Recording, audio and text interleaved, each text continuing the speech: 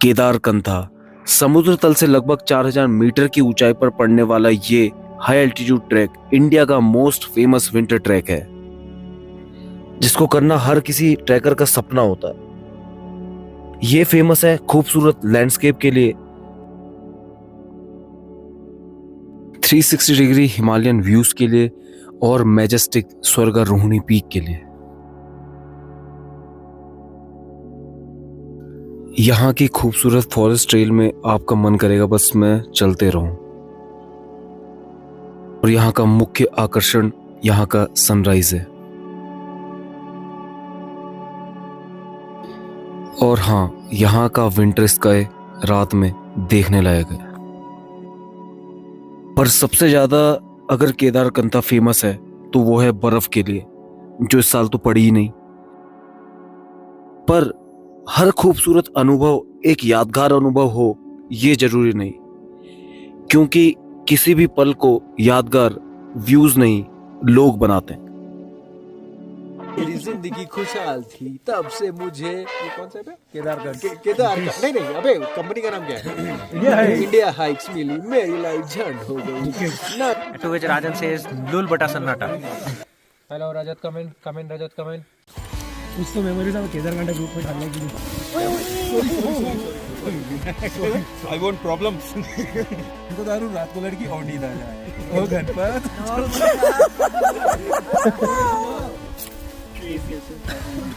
अरे he was looking at us with his 100x zoom. You can't say. This is our track leader. यूं तो India hacks बहुत सालों से कोटगांव से केदारकंठा ट्रैक करा रहा है, पर इतने साल में किसी ने भी समिट से सनराइज नहीं देखा। पर ये इस बार बदलने वाला था।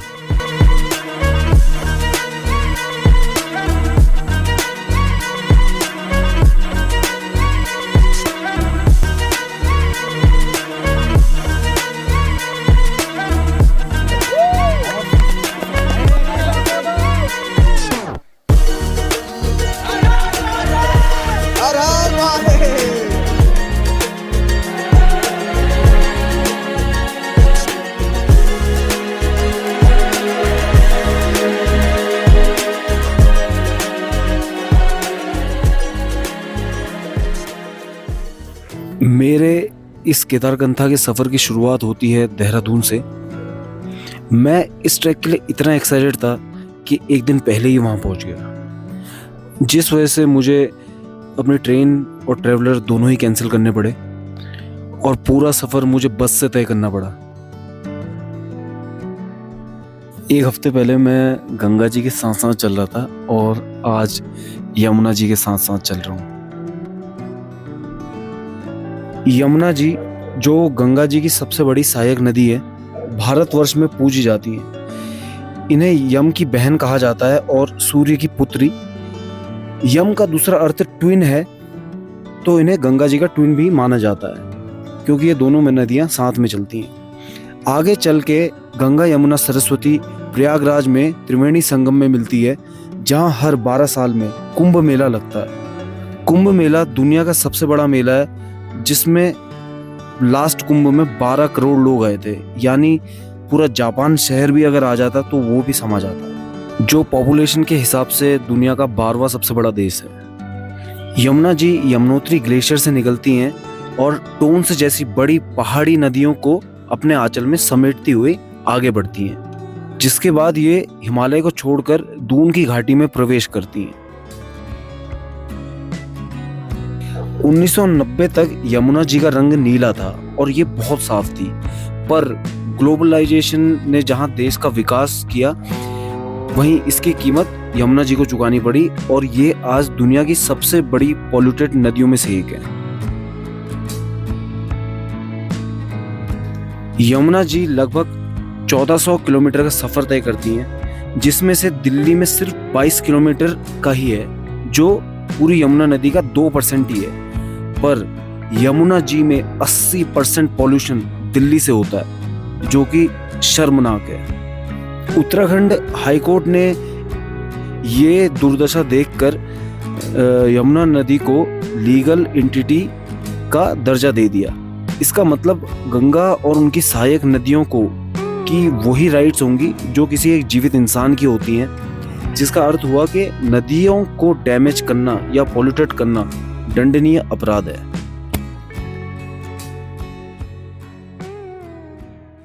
जहां एक तरफ मैं जानवरों के साथ सफर कर रहा था, वहीं मेरे साथी ट्रैवलर में मस्त एंजॉय कर रहे थे। बहुत कम है। मैं ऐसे ही हेलो गाइस, आप लोगों को नमस्ते। हम पिएंगे बियर। गाइस, इसमें अल्कोहल है गाइस। करेंगे cheer।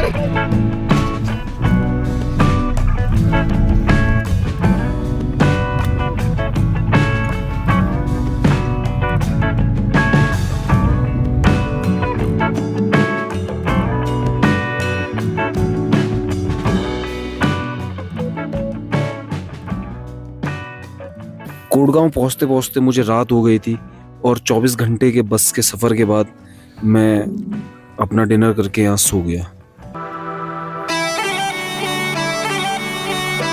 यहाँ मैं रूपिन वैली एडवेंचर नाम के एक लॉज में रह रहा था, जो सांकरी के रास्ते केदारगंज ट्रैक कराते हैं। मेरा यहाँ का स्टे बहुत अच्छा था।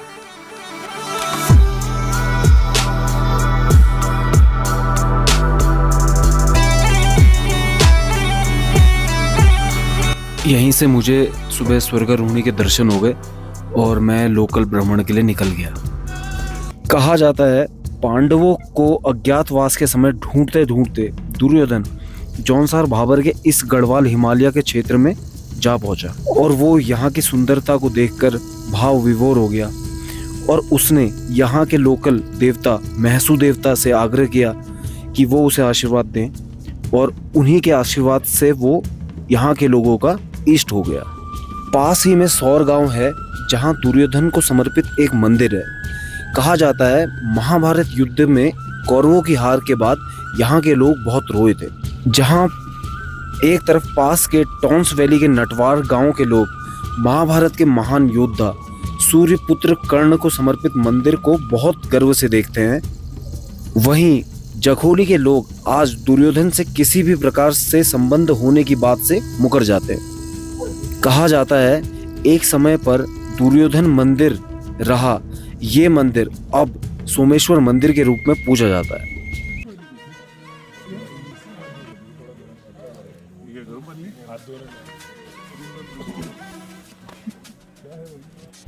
इंडिया हाइक का कोडगांव कैंपस बहुत ही सुंदर है। लकड़ी का बना होने की वजह से यहाँ रात में ठंड भी बहुत कम लगी और फैसिलिटीज़ के मामले में भी आपको किसी प्रकार की कोई भी कंप्लेन नहीं होगी।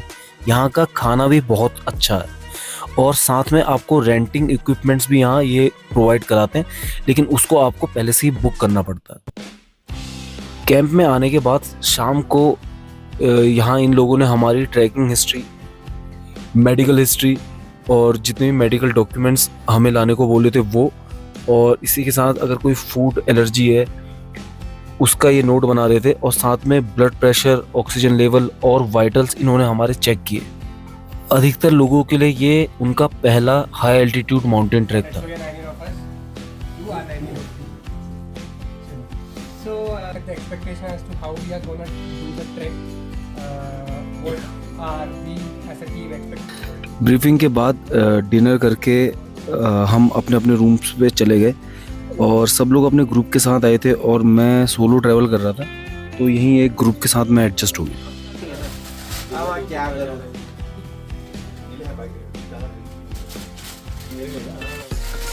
सुबह जल्दी उठ के अपना बैग वैग सारा पैक करके हम ट्रैक रेडी हो गए।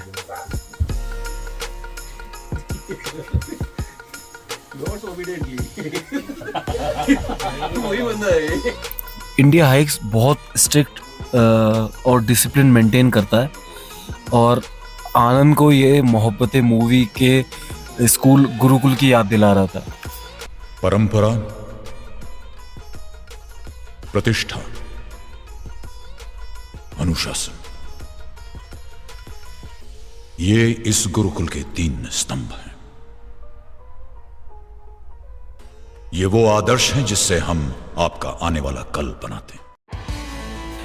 लेकिन इस गुरुकुल को ये नहीं पता था कि यहाँ ऐसे दीवानों की एंट्री हो चुकी थी।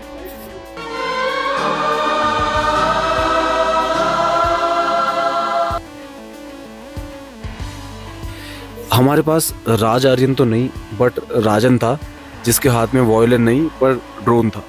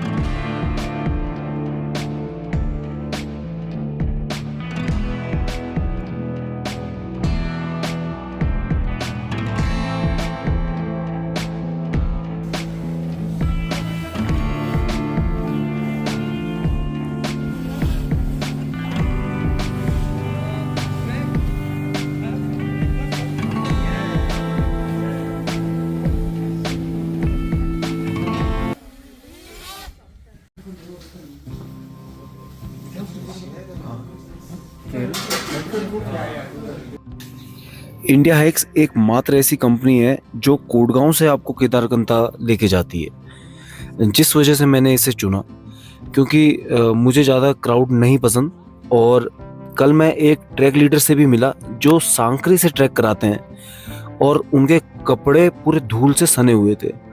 तो आप समझ सकते हैं कि सांकरी के रास्ते में कितनी भीड़ होगी। यहाँ हमें हरी ने डेमो दिया कि ट्रैकिंग शूज़ के शू लेसेस कैसे टाई करें और उन्हें क्रॉक की तरह कैसे यूज़ करें, बैग माउंट करने का सही तरीका क्या है, ट्रैकिंग पोल्स क्रैम्पॉन कैसे यूज़ करें, और भी इम्पोर्टेंट ट्रैकिंग टिप्स हमसे शेयर करी।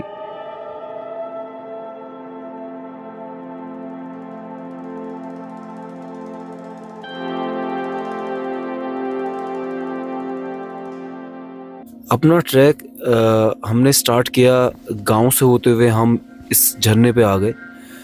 और मैं ये सोच रहा था कि अगर बाबा साथ में होता तो गुरुकुल का पहला स्तंभ तो यहीं गिर जाता, क्योंकि ऐसा नहीं हो सकता कि वो यहाँ आता और इस झरने पे नहाता नहीं।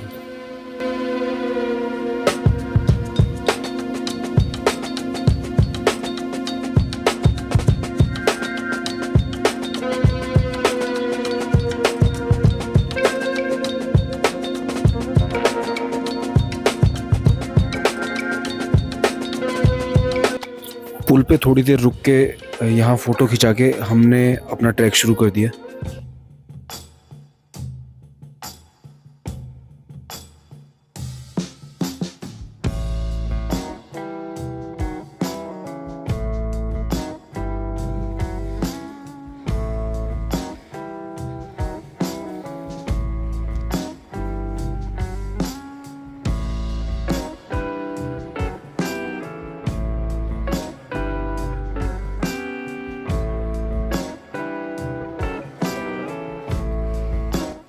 इंडिया हाइक्स के ग्रीन ट्रेल मिशन के तहत हम सबको कमर में बांधने के लिए एक बैग दे दिया था, जिसमें हमें ट्रेल में पड़े कूड़े को उसमें उठा के डालना था। इंडिया हाइक्स ने यहाँ के फॉरेस्ट ट्रेल को वेल मेंटेन रखा है।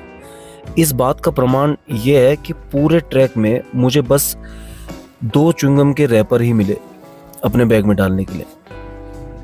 इनके अनुसार ये अब तक 100 टन से भी ज़्यादा कूड़ा साफ कर चुके हैं, जो बहुत ही सराहनीय है। आनंद पूरे ट्रैक में ट्रैकर्स को मोटिवेट कर रहा था और साथ में कॉमेडी तो कर ही रहा था। चलो फोक्स,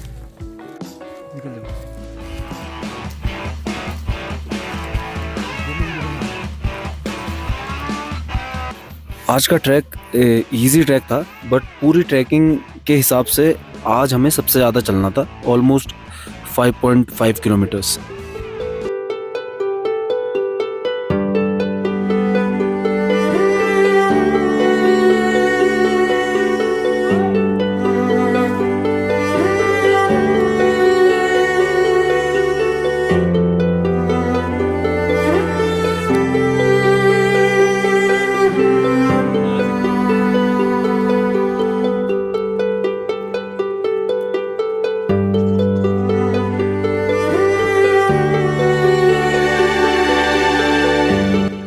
जहाँ सबका एक बैग लेके चलना मुश्किल हो रहा था, वहीं हमारा विनायक 2 बैग लेके चल रहा था। एक बैग को उसने कंगारू का पाउच बना रखा था, जिसमें से वो निकाल के कुछ ना कुछ खा रहा था।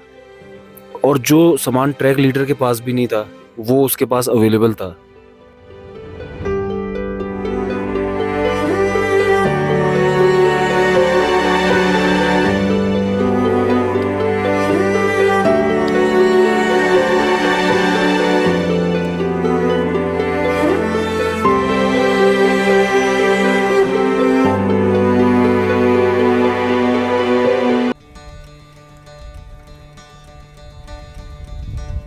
मैं पहली बार किसी ग्रुप के साथ ट्रैकिंग कर रहा था, which was quite a new experience for me. यहाँ मैं अलग अलग पर्सनैलिटीज़ के लोगों से मिला और इनसे बहुत कुछ सीखने को भी मिला, और बाद में ये बहुत अच्छे दोस्त भी बन गए।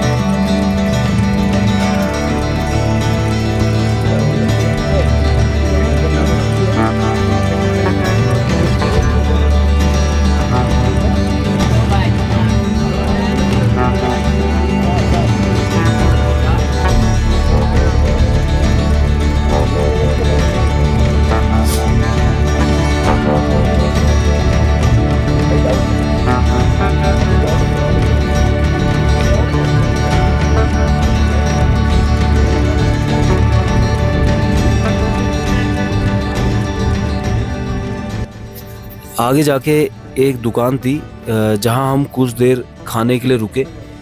वहीं पास में एक छोटी सी स्ट्रीम भी बह रही थी।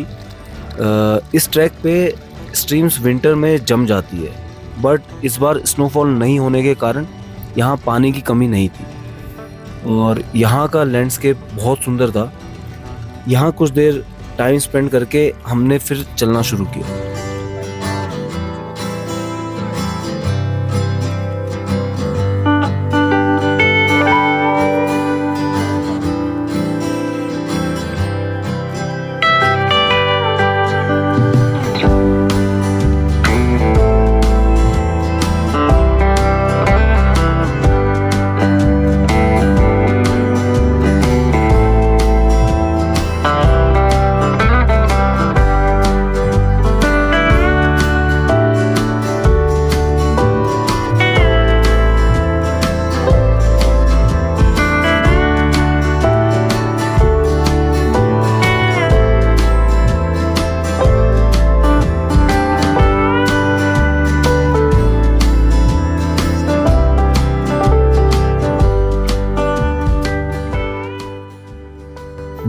भारी बैग होने की वजह से हम आराम से चल रहे थे और यहाँ ऑफलोडिंग की भी सुविधा आपको मिलती है, जिसमें आप अपना सामान खच्चरों के माध्यम से भी भिजवा सकते हैं। ये एक चार्जेबल सर्विस है।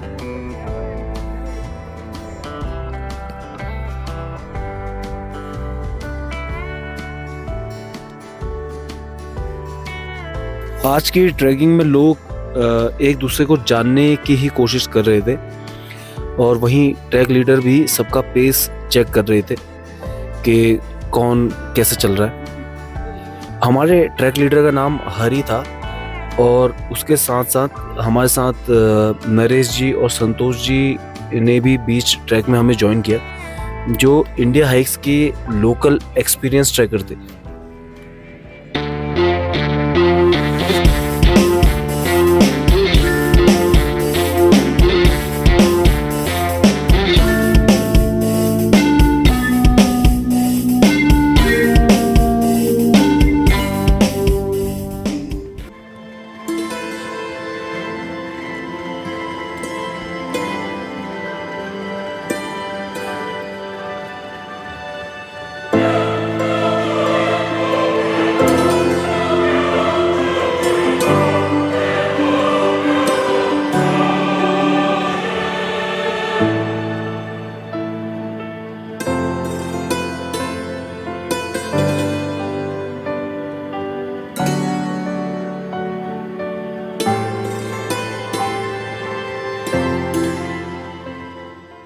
गढ़वाल हिमालयस में बसा ये ट्रैक आपको एल्पाइन मेडोस, जिसे हिंदी में बुग्याल भी कहते हैं, और इंडिया हैक्स जिसे क्लियरिंग कहता है, रोडोडेंड्रन, ओक्स और पाइन और साथ में घने जंगल से गुजरता हुआ एक सुंदर ट्रेल पे ले चलेगा, जहां आप अगर लकी रहे तो Himalayan monal, red fox, Himalayan tahr, marten, musk deer के साथ साथ स्नो लेपर्ड भी देखने को आपको मिल सकता है।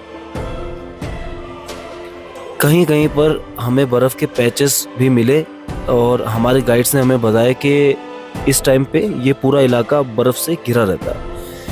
पर सही बताऊं तो मैं बर्फ़ को ज़्यादा मिस नहीं कर रहा था, बिकॉज ये मेडोज बिना बर्फ़ के भी बहुत सुंदर लग रहे थे।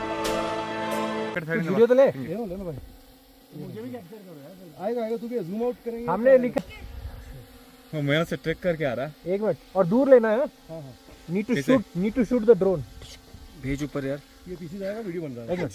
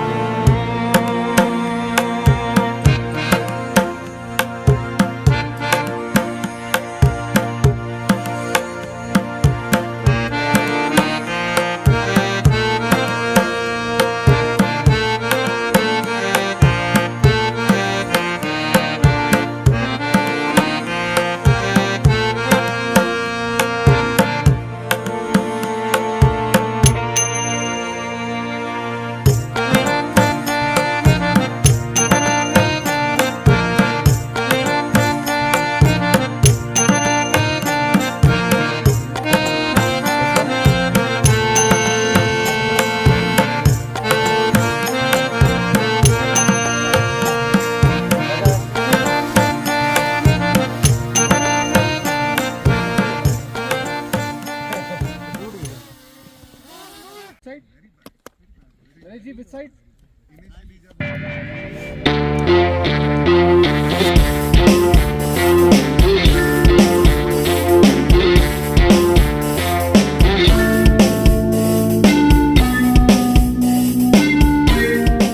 ग्रुप में जो मेंबर्स पीछे छूट रहे थे उनके लिए हमें बार बार रुक के चलना पड़ रहा था, जिसमें हमारे ट्रैक लीडर्स वॉकी टॉकी के माध्यम से आपस में कम्युनिकेट कर रहे थे।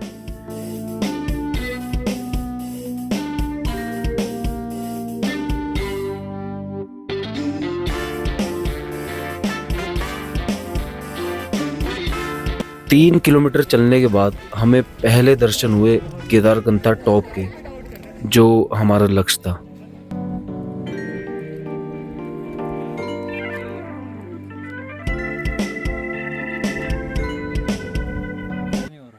ये तो वीडियो बन रहा है। अरे यार कोई बात नहीं, वापस आ सकते हैं। ये पानी बहता हुआ फ्रीज हो गया ना।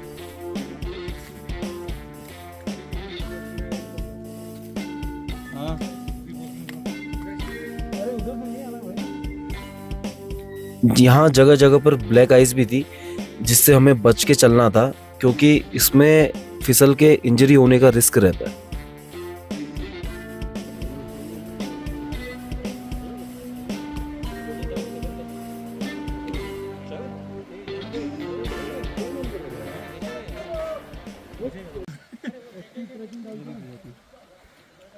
अच्छा, इनमें से एक वो ट्रायथलॉन रनर है क्या? वो है देखो ये। हाँ भाई यार, ये तो शंकर भैया को खिंचाने वाली जगह है। शंकर ये बस नहीं जाएगी, मेरे को नहीं रुकना। बस ना जैसे भी लगा तो तोड़ा तो नहीं रुकता। हाँ अभी मेरे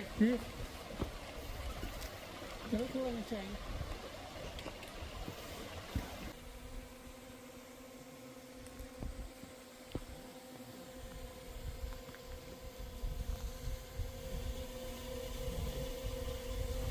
चलो